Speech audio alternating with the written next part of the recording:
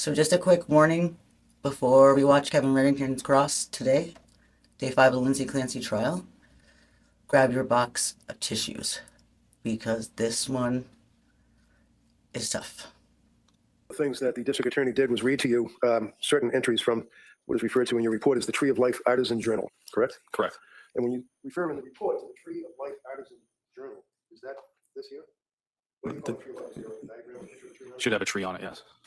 But in any event, you would recall that that particular diary or notebook set forth on a number of pages her feelings dealing with her children. Is that fair? It's fair to say, yes, sir. And you wrote in your report on page 19 of 63, counsel asked you first about her stating that she had horrible PTSD from sleep training Callan, hearing him cry for 1 hour plus and not intervening just about killed me. I even said the words, "I want to die" to Pat while he was crying. He would be the baby, right?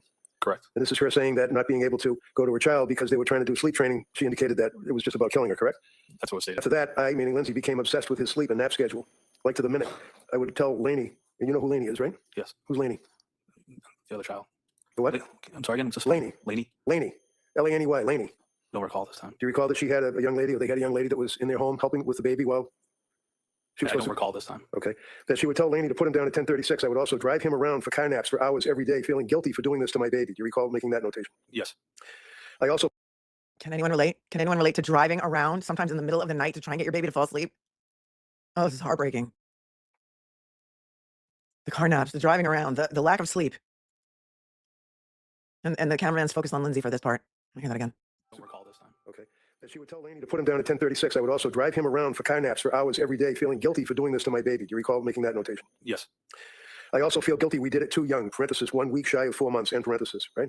Correct. You also noted in your report that I also, quote, I also feel like I did it wrong because I did it when he was overtired, so I made it harder. I now have horrible insomnia and anxiety, which is causing depression. I have no appetite. I don't know what's wrong with me. I want help. I want to be well. You saw that in there, didn't you? Yes. And then she went on and said, I think the anxiety started after sleep training.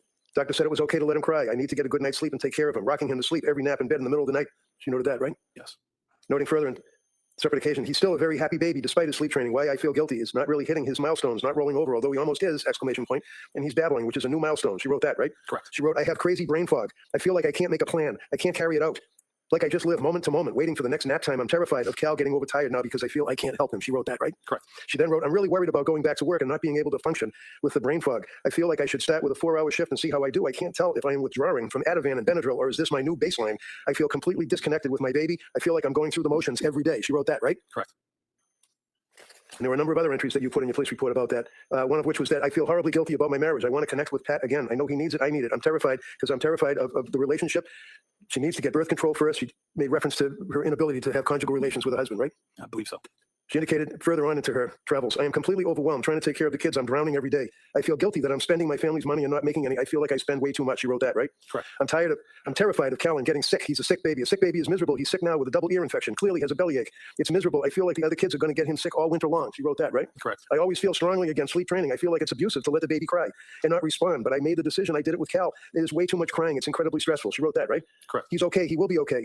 It's not harmful in any way. The doctor said it was okay. Plenty of people sleep train their kids at that age. It's necessary as a third child, is what she wrote, right? Correct. I feel incredibly sad and guilty about not breastfeeding anymore. That was the one thing I could do to help his immune system, and I can tell he really doesn't like the formula. I'm very sad about this. I know at this time it's what I needed to do for my mental health. She wrote that, right? Correct. And then the statement started getting smaller and smaller as time went by. One occasion, it's like I'm desperate to get a mental break from taking care of everyone. My mind is trying to make something physically wrong with me. My mind never shuts off. It's constantly thinking of the next thing someone needs. I can't shut it off. I desperately want to go back to work, but now I don't know how I'm going to function, and it worries me. Wrote that, right? Correct. There were 2 pages that were blank that she didn't even write on. And then on the third entry, affirmations. She wrote affirmations on November 22nd of 2022. I am calm. I will remain calm today. There is nothing that needs to be on my mind. The weight is lifted from my mind. I will sleep tonight. She wrote that, right? Correct. Continuing on into November, I slept well last night. I will sleep again tonight. Today will be a great day. I will go back to work on Sunday. I will thrive. I can feel like myself again. That was November 23rd. She wrote that, right? I believe that's a day, yes. Gratitude. I'm grateful for Sue, who's always listening. That'd be a mother-in-law. You knew that, right? Yes. So I'm grateful to Sue for always listening and trying her best to help me. Kids are sleeping great for Pat. Pat is handling nighttime stuff. Julie for making a plan for me. A big thing is I feel disconnected with myself. Time, reality. I think going back to work will help with that. She wrote that, right? Correct. And then there are numbers of pages, 22 of 63, 24, 25, 26, 27, 28, all reproducing what counsel asked you about and what I just went through that were from those journals, right? Correct. Can anyone say mic drop? It's a wrap. Kevin Reddington is such a boss. It is insane, okay? I was like not even paying attention really about like the journals getting admitted and all of that with the prosecutor, and all of a sudden Kevin Reddington comes on, gets me hooked. I'm like, rewind, what is going on here right now? And yeah, what an incredible way to end the day.